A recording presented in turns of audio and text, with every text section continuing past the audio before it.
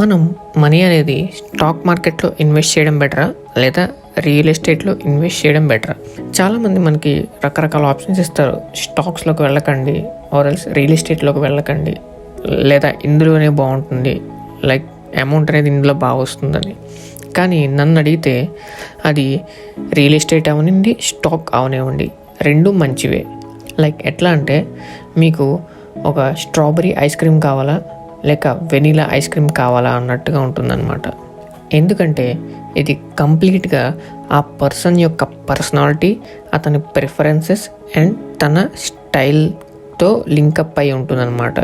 And తన individual investment plan base మీద తను చూస్ చేసుకునే కెపాసిటీ బేస్ మీద డిసైడ్ అయి ఉంటుంది. ఇంకా క్లియర్గా అర్థమయ్యేలా చెప్పాలంటే ఏ ఇన్వెస్ట్మెంట్ మీకు సూట్ అవుతుందనేది, వాటి యొక్క ప్రోస్ అండ్ కాన్స్, లైక్ లాభాలేంటి నష్టాలేంటో చూద్దాం.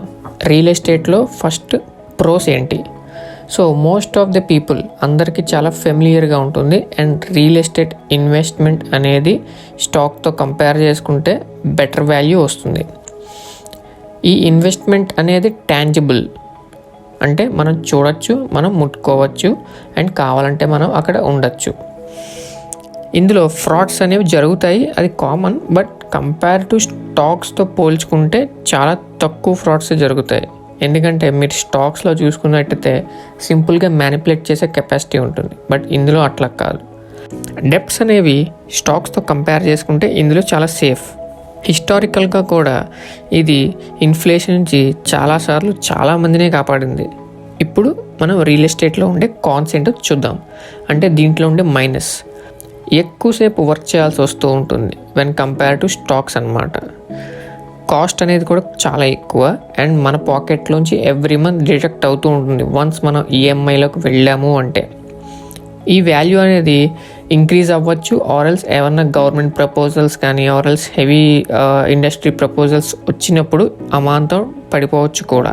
స్టాక్ మార్కెట్లో ప్రోస్ ఏంటి అంటే, స్టాక్ మార్కెట్లో ఉండే లాభాలేంటి?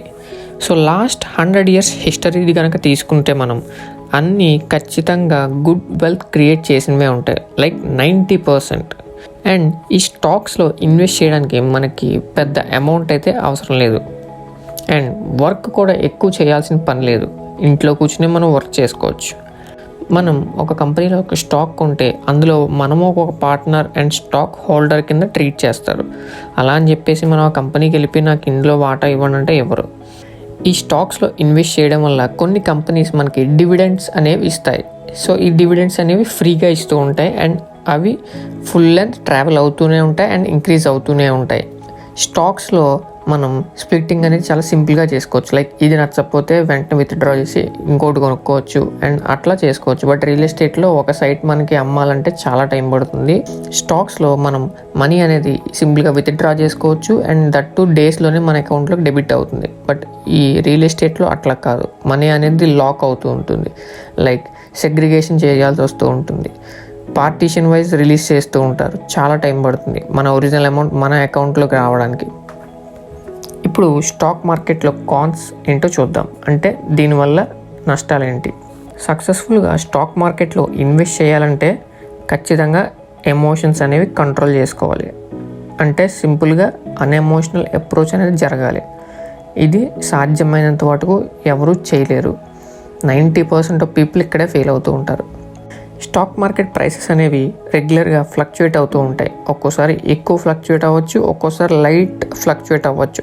మెయిన్గా ఈ షార్ట్ రన్ మీద ఎవరైతే ప్లే చేస్తారో వాళ్ళకి ఫ్లక్చుయేషన్ కనుక వచ్చింది అంటే వాళ్ళు టెన్స్ అయిపోయి వెంటనే అమౌంట్ లాస్ అవుతూ ఉంటారు. కొన్నిసార్లు మనం ఎంత అనలైజ్ చేసి ఎంత మంచి స్టాక్లో పెట్టినా ఏదో ఒక bad news or bad situation వల్ల కంప్లీట్గా ఆ స్టాక్ అనేది డౌన్ఫాల్ అవుతూనే ఉంటుంది. సింపుల్గా చెప్పాలంటే ఎస్ బ్యాంక్ తీసుకోండి. 2018 ఆగస్ట్ మరియు సెప్టెంబర్లో అది స్టాక్ ప్రైస్ వచ్చేసి 382 రూపీస్ దగ్గరలో ఉండేది. బట్ ఎప్పుడైతే ఆ బ్యాంక్లో స్కామ్ జరిగిందో డౌన్ఫాల్ అవడం స్టార్ట్ అయ్యి ఈ రోజున అది 13 రూపీస్ దగ్గర ట్రావెల్ అవుతూ ఉంటుంది. సో స్టాక్ మార్కెట్లో ఉండే మేజర్ ప్రోస్ అండ్ కాన్స్ నేను మీకు చెప్పాను. సో దీన్ని బట్టి మీరు ఏ పర్సనాలిటీకి సూట్ అవుతారో మీరు డిసైడ్ చేసుకుని మీరు చూస్ చేసుకోవాలి.